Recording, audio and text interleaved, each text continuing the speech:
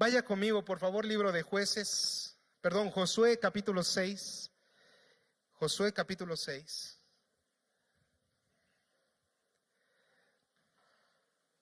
Aquí hay una historia. Y a muchos les gustan las historias bíblicas. Y yo creo que esta historia le va a gustar. Esta historia es una historia de victoria, de bendición. Pero detrás de esta historia hay algunos principios que hoy quiero hablar a tu corazón, hermano. Josué capítulo 6. Quiero recordarle que Josué es el sucesor de Moisés. Es aquel hombre que toma la batuta ahora. Es llamado por el Señor para conquistar la tierra prometida. Dios le había dado a Moisés la promesa de esta tierra. Pero entre la incredulidad del pueblo, de no querer pelear, Dios no permite que esa generación la posea.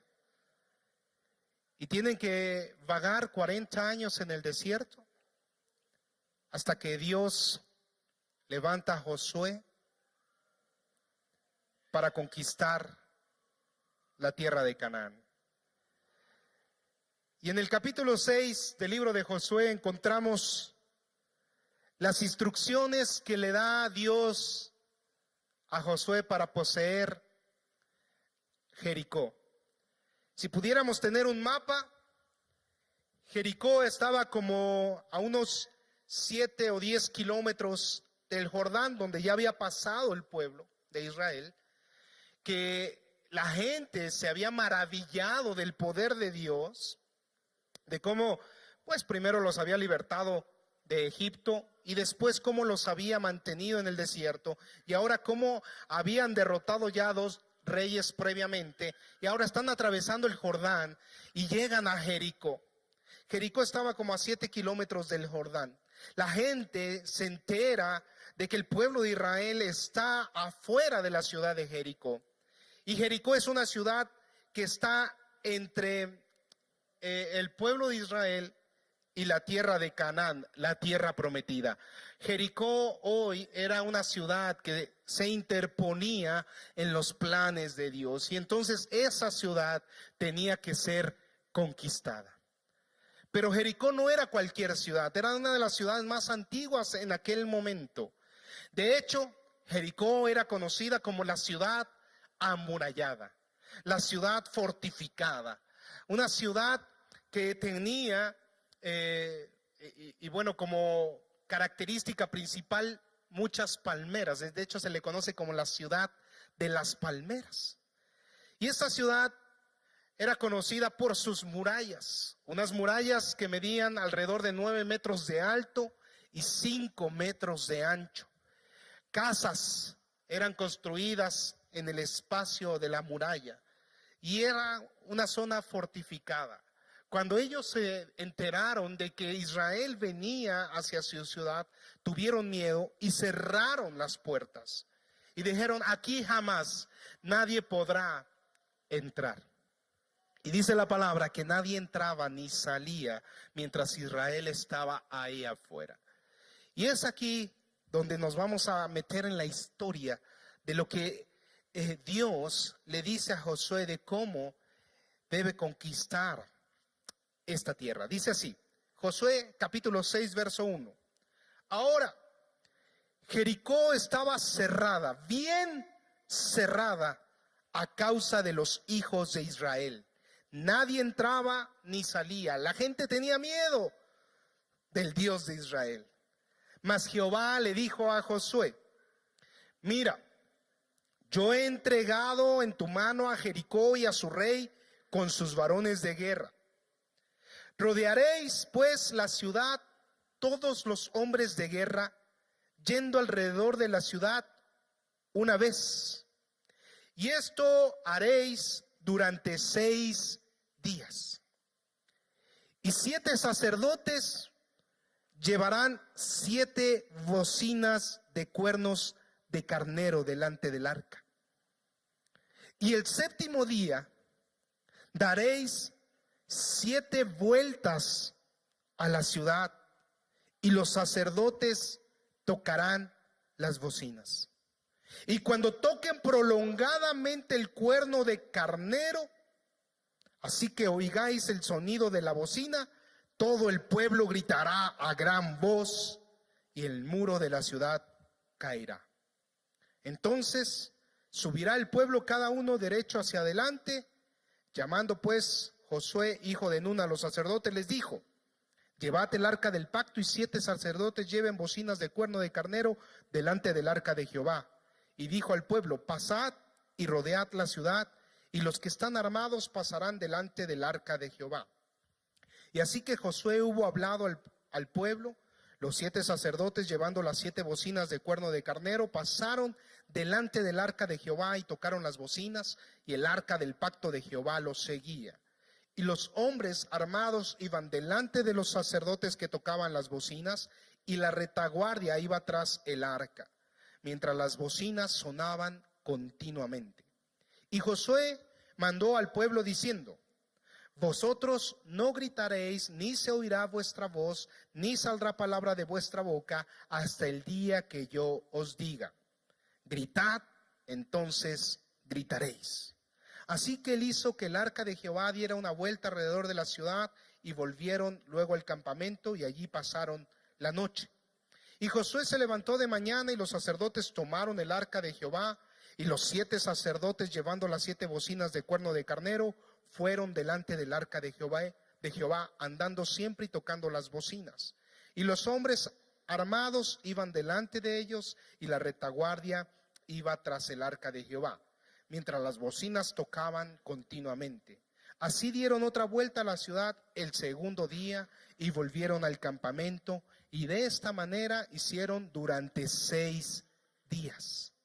Al 7º día se levantaron al despuntar el alba, y dieron vuelta a la ciudad de la misma manera, 7 veces. Solamente este día dieron vuelta alrededor de ella 7 veces. Y cuando los sacerdotes tocaron las bocinas la 7ª vez, Josué dijo al pueblo: gritad, porque Jehová os ha entregado la ciudad. Y será la ciudad anatema a Jehová con todas las cosas que están en ella. Solamente Rahab la ramera vivirá, con todos los que estén en casa con ella, por cuanto escondió a los mensajeros que enviamos. Pero vosotros guardaos del anatema, ni toquéis ni toméis alguna cosa del anatema, no sea que hagáis anatema el campamento de Israel y lo turbéis.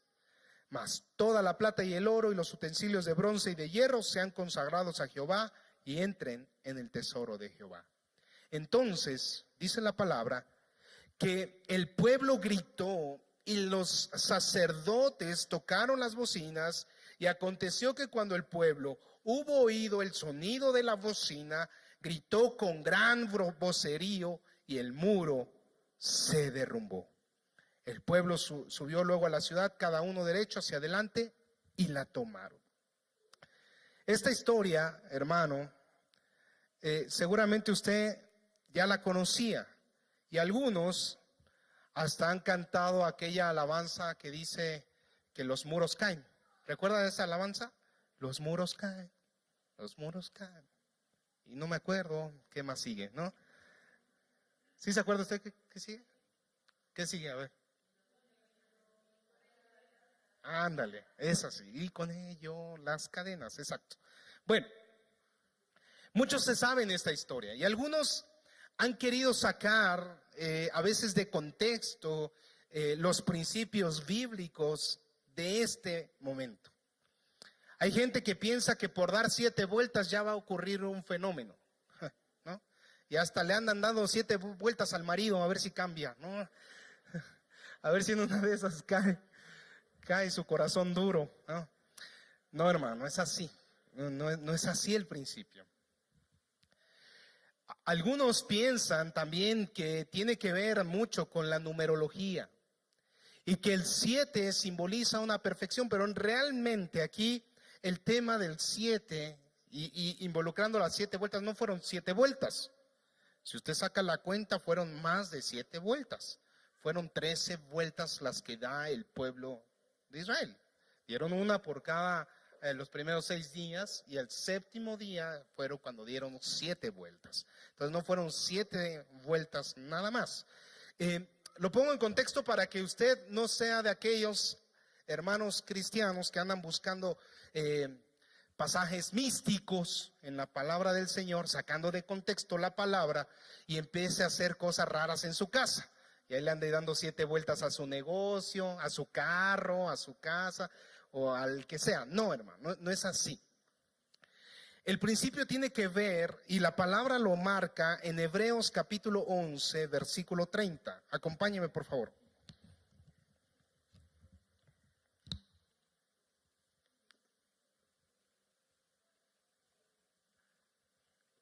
Hebreos capítulo 11, versículo 30. ¿Ya lo tiene? Dígame amén fuerte. Sí, ¿quién tiene voz de hombre para que lo lea fuerte? A ver, Jorge, te señaló Monse. A ver si es cierto. A ver, fuerte.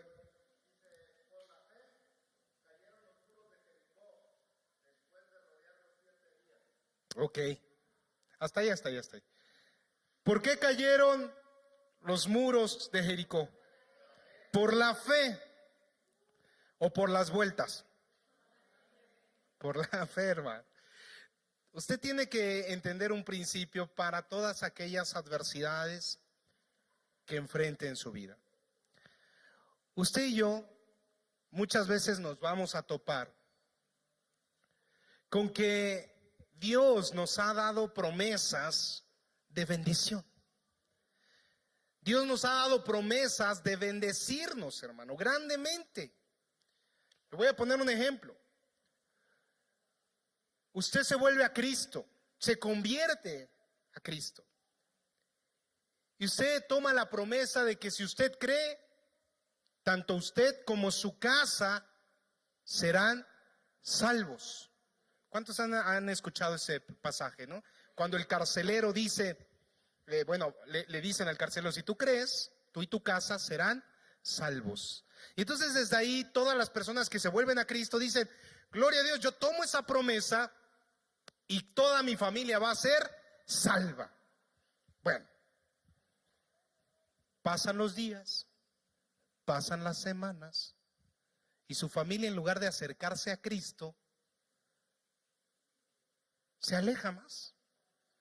Es más, hasta le dejan de hablar a usted. Ya no lo critican, lo odian, dicen, ya te volviste aleluya, fanático, ¿qué te pasa? ¿Estás loco? ¿Dónde están tus principios? Tú eres católico de hueso colorado. ¿Eh? Y entonces tú dices, Señor, yo tengo tu promesa de que si creo yo, toda mi casa será salva. Pero entonces empieza a levantarse en medio de tu promesa y de tu vida un Jericó. Se empiezan a levantar una ciudad amurallada y tú dices, es imposible que mi familia se acerque al Señor. Lo veo complicado, lo veo difícil. Usted imagínese cuando llega el pueblo de Israel y ve las murallas de Jericó. Ya Dios los había hecho pasar en seco, no solo por el Mar Rojo, sino también ahora por el Jordán. Ya Dios les había librado en batalla y les había dado victoria, pero jamás se habían enfrentado con murallas de 9 metros. Jamás se habían enfrentado con un problema tan grande. Y a veces las personas desfallecen cuando ven el problema tan grande. De hecho, ahora que andábamos de vacaciones, sí, también me fui de vacaciones, hermano. Hace 8 días, por eso no estaba acá. Mi hijo, Mario Daniel, le llamó la atención un letrero, que seguro usted ha escuchado esta frase. Traía escrita ahí en un muro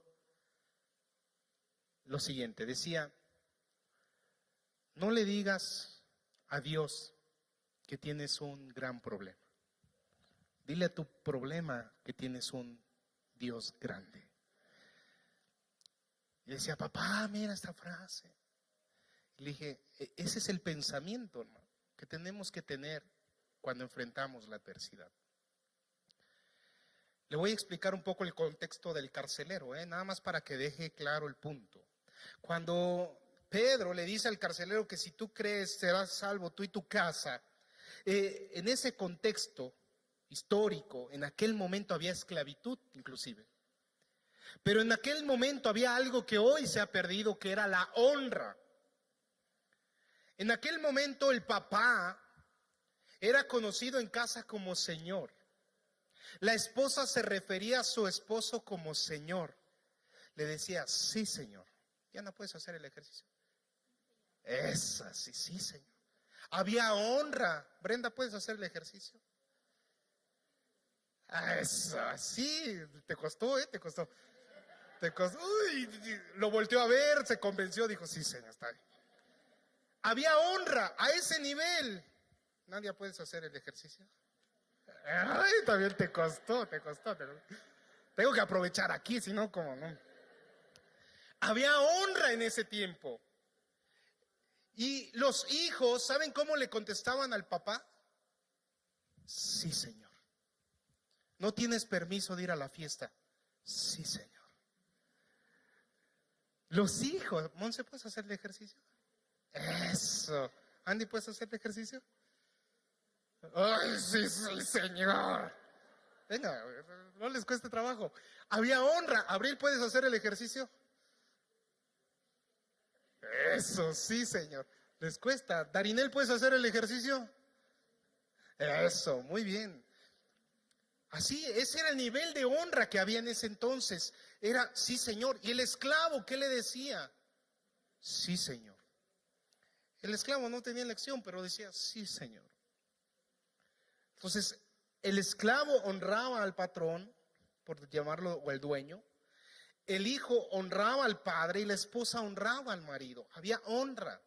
Entonces, cuando el apóstol le dice al carcelero, si tú crees, tú y tu casa serán salvos. ¿Por qué? Porque cuando él llegara a su casa, él iba a decir, he creído en Jesucristo, Él es nuestro Salvador. ¿Qué creen que iba a decir su esposa? Sí, señor. ¿Qué iba a decir el hijo? Sí, señor. ¿Qué iba a decir el esclavo? Sí, señor. Él es el Salvador. Ese es el secreto. Ahora nos cuesta un buen de trabajo compartirle a la gente que nos crea, que cree en Jesucristo, porque no hay honra, ¿no? Llega la mamá y le dice a la hija, mira, pórtate bien, que trae bendición a tu vida, honrar. Ay, sí, mamá, sí, luego, sí. No hay honra. Se pierde eso. Y en ese contexto, hermano, yo quiero decirte, aún que en esta época haya este nivel de deshonra, Dios se manifiesta.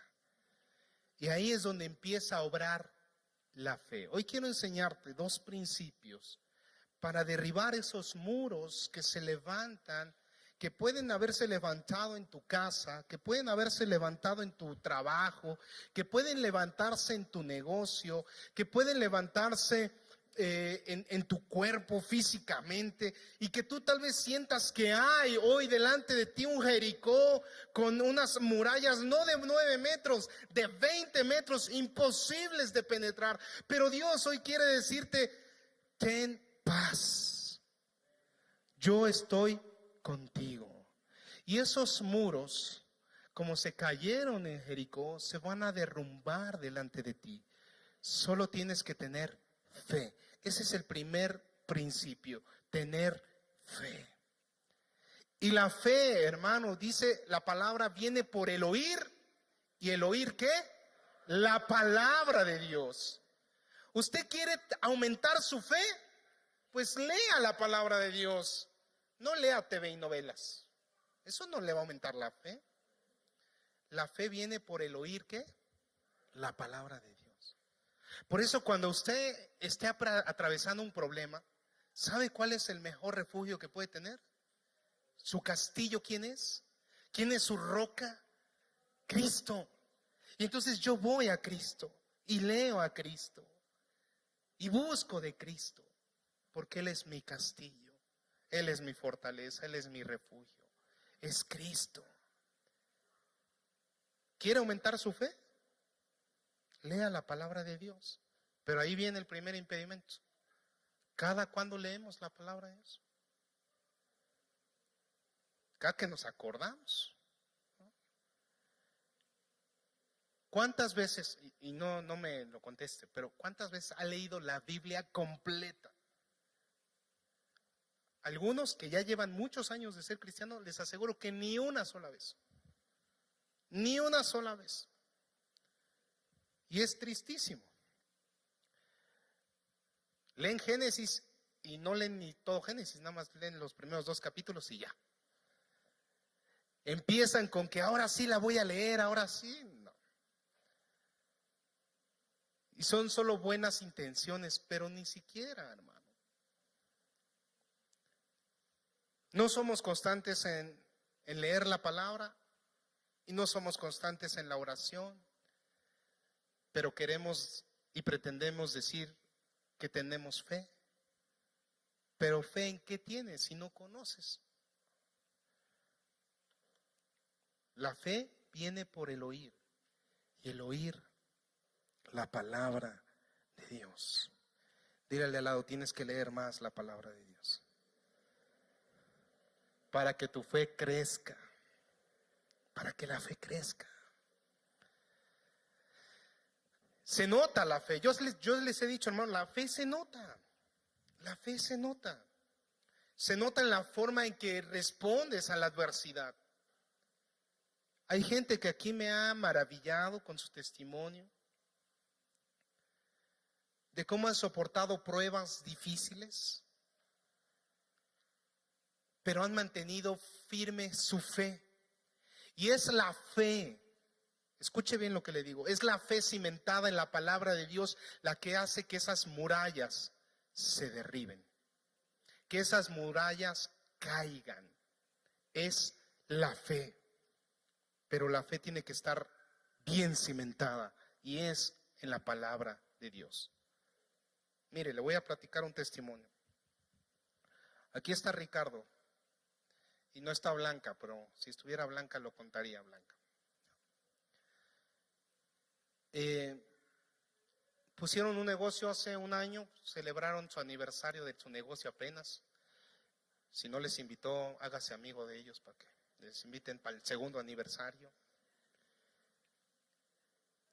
Pero le voy a decir algo. Para mí ellos son ejemplares en su fe. Porque cuando ellos llegaron a la iglesia, algunos ya saben su testimonio, otros no. Llegaron con su hija con leucemia. ¿Cuántos años tenía tu hija, Richard?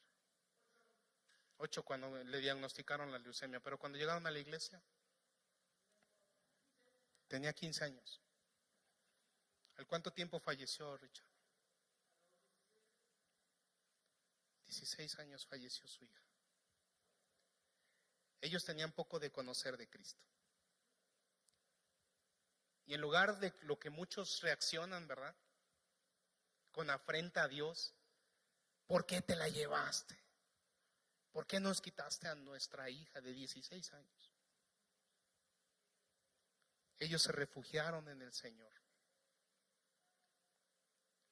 Y hoy me complace, y lo digo de verdad, Ricardo, me enorgullece que le hayan creído a Dios, porque su vida ha ido a mejor. Se arregló su matrimonio, tienen un hijo rubio, y un negocio que Dios está bendiciendo. Y tal vez lo trágico de aquel momento ayudó a cimentar su fe, pero su fe se fortaleció en la palabra del Señor. Y dígame si ese no es un muro grandísimo que lidiar, la pérdida de un hijo. Dígame si eso no es algo que nadie le gustaría ni siquiera imaginar o pensar.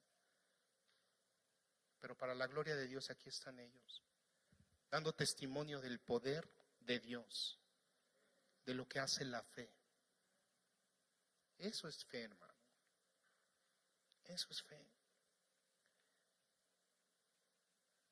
Pero la fe no es pasiva. Dice que la fe sin obras está muerta. Usted tiene que ejercitar su fe. Y ejercitarla, hermano, es pasar adversidad.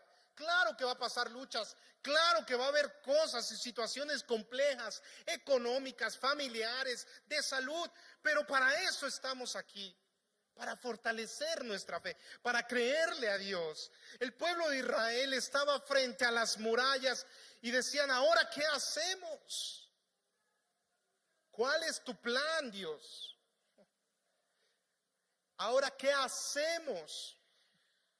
¿Cuál es tu plan, Dios?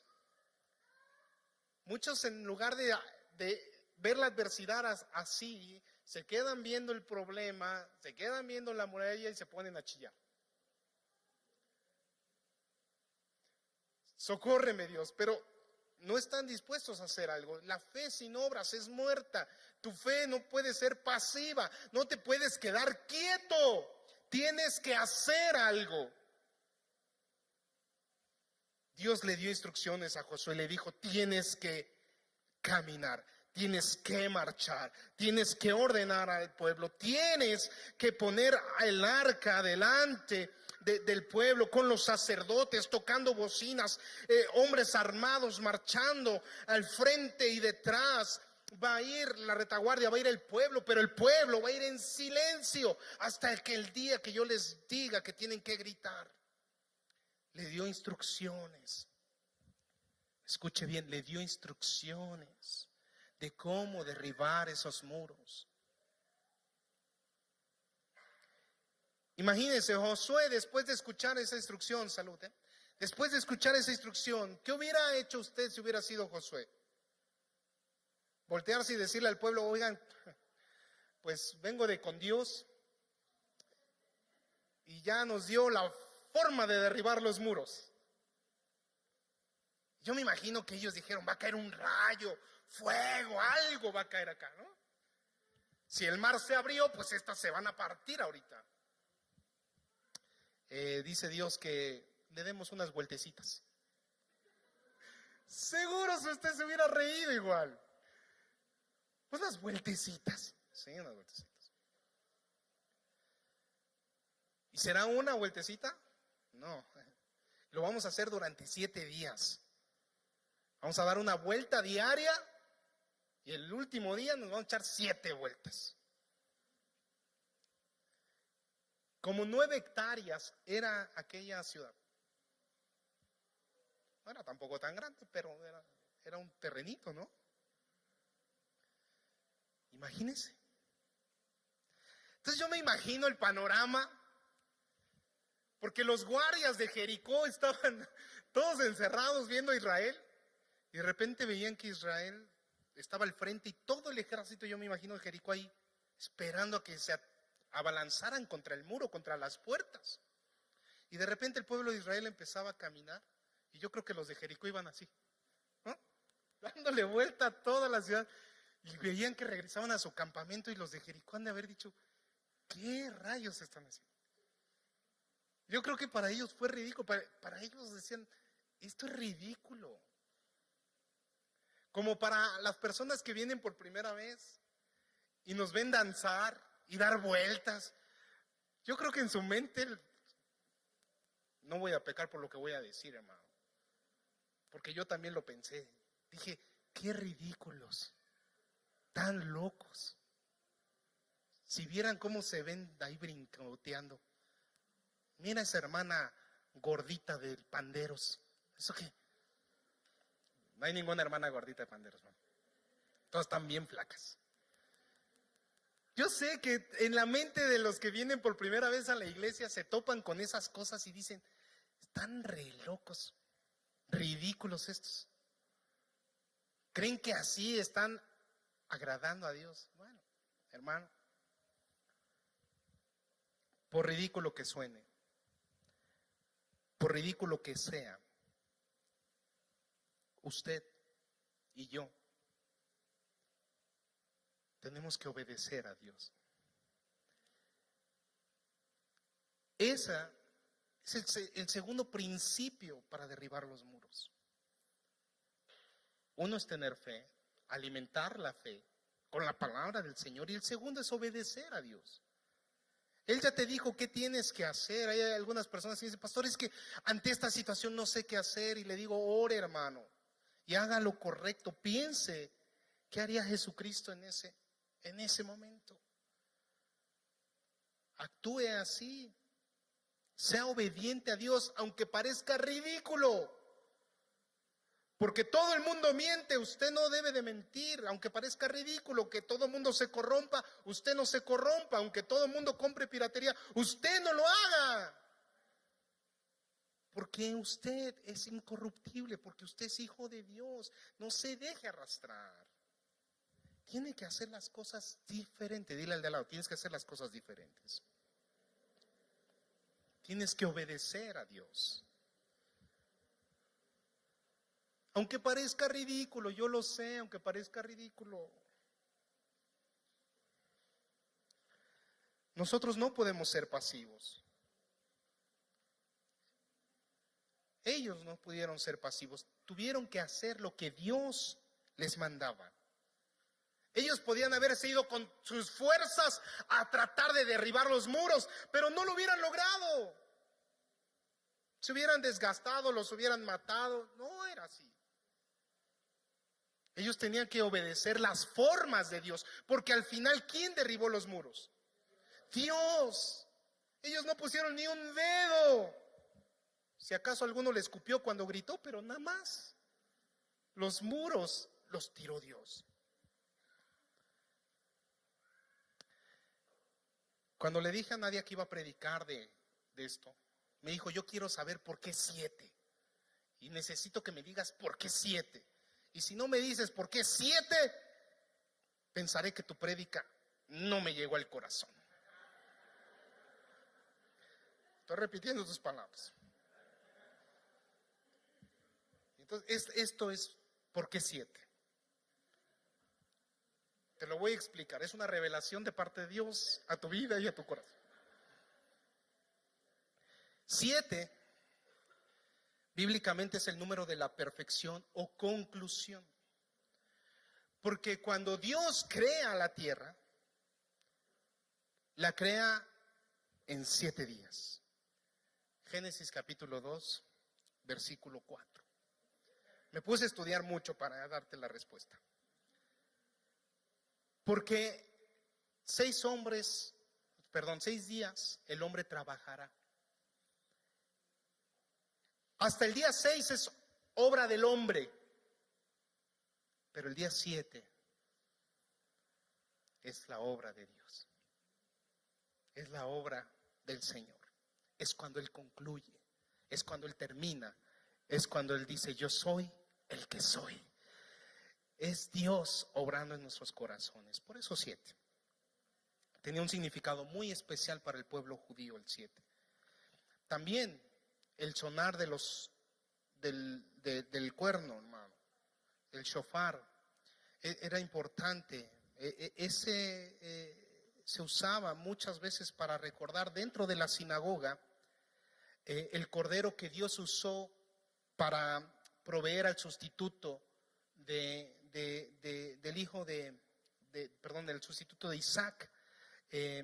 No era necesariamente un instrumento musical, era más bien un instrumento religioso, llamado incluso militar, pero era para el recordatorio de que Dios provee un sustituto y Dios mandaba la provisión, y es por eso que se tocaba el shofar.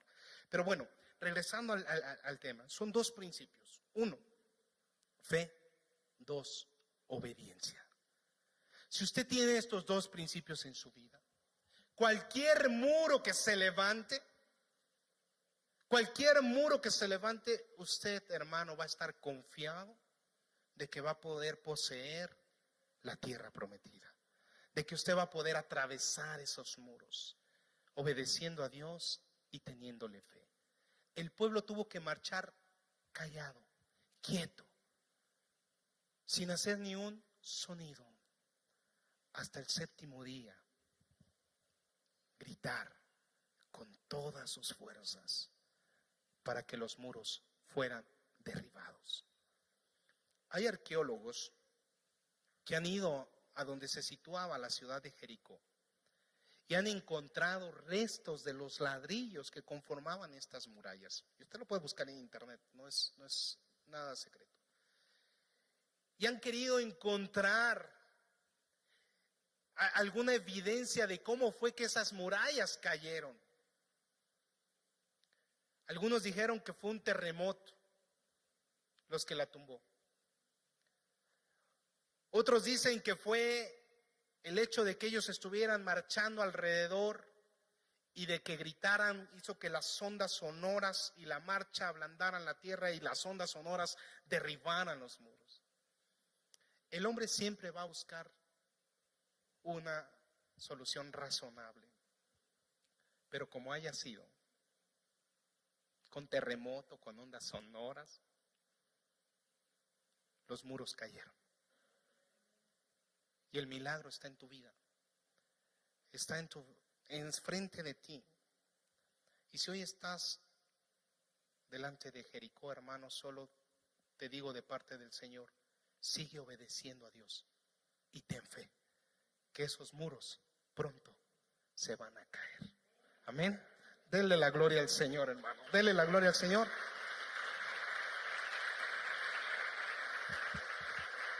Gloria al Señor, gloria a Dios.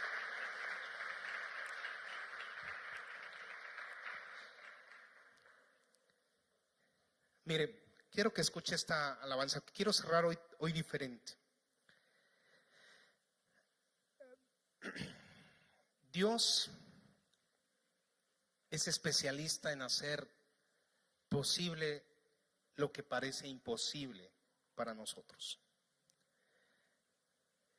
Y en Primera de Juan, capítulo 5,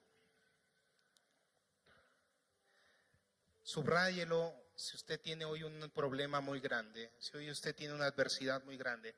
Este es un versículo que hay que recordar constantemente. Primera de Juan 5, verso 14 y 15.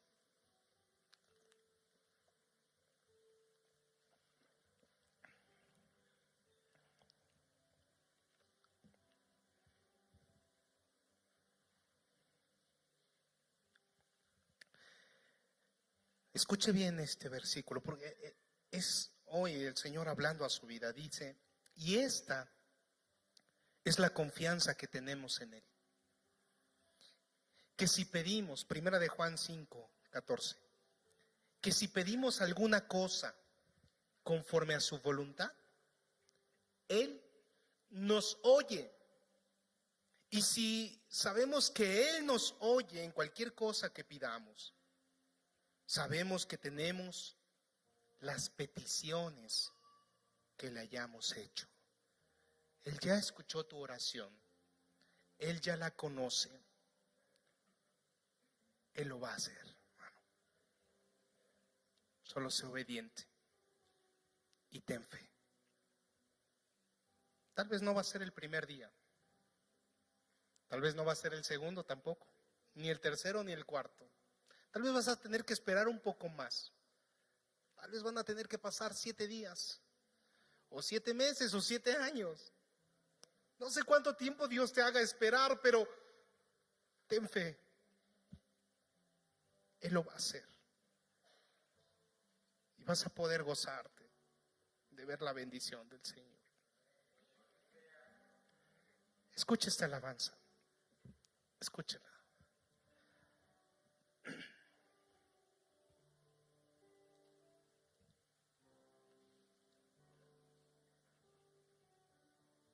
Si quiere, cierre sus ojos. Dios hará donde piensas que no hay. Él obra en maneras que no podemos entender. Él me guiará, a su lado estaré. Amor y fuerza me dará, un camino hará donde no lo hay. Dios hace caminos donde no lo hay, hermano. Y si es necesario abrir una brecha nueva, Dios la va a abrir. Pero Él nos va a dar un camino que seguir. No se desespere, no se angustie, no tema, no desmaye, porque Dios está con nosotros. Él va a hacer sendas, Él hará camino donde no lo hay. Él va a obrar en maneras que tal vez no podamos entender, pero siempre su amor y su fuerza estarán con nosotros.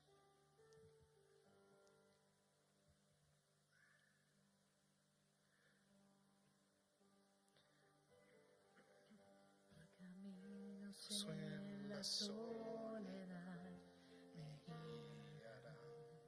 Oh sí, Señor. Agua en el desierto encontraré. La tierra pasará, su palabra eterna es. Él hará algo nuevo. Sendas Dios hará donde piensas que no hay. Él obra en maneras que no podemos entender. Él me guiará y a su lado estaré. Amor y fuerza Él me dará, un camino hará donde no lo hay. Por caminos en la soledad me guiará. Agua en el desierto encontraré. La tierra pasará, su palabra eterna es. Él hará algo nuevo.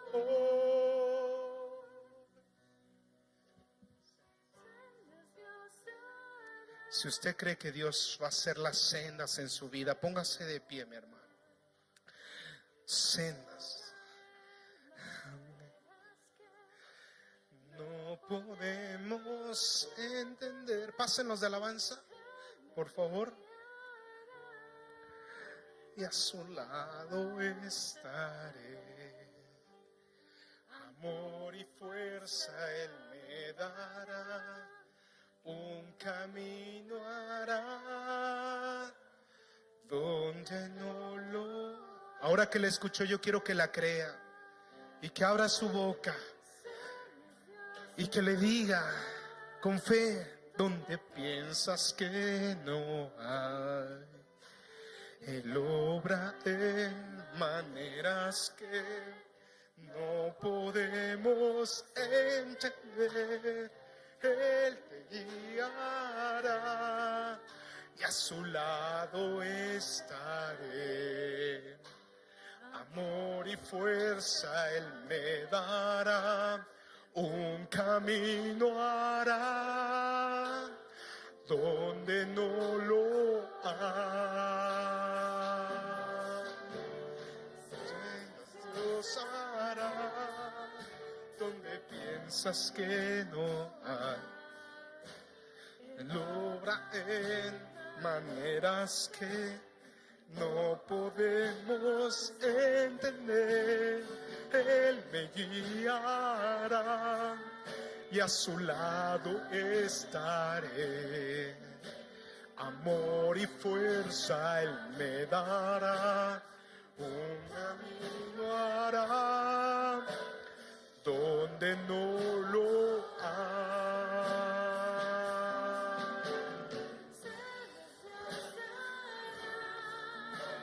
Has estado orando por tus hijos y el Señor te dice: ellos llegarán. Has estado orando por ese trabajo y dice el Señor, no desesperes. Ten paz. Yo soy tu proveedor, dice el Señor. Has orado por esa sanidad. Y el Señor dice, yo tengo el control. Ten paz. Solo obedéceme y ten fe. Haz lo correcto delante de mí y reconoce, me dice el Señor.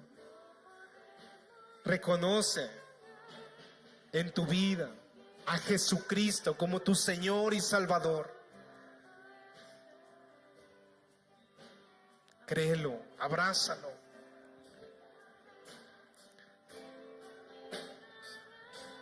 Porque Él lo va a hacer.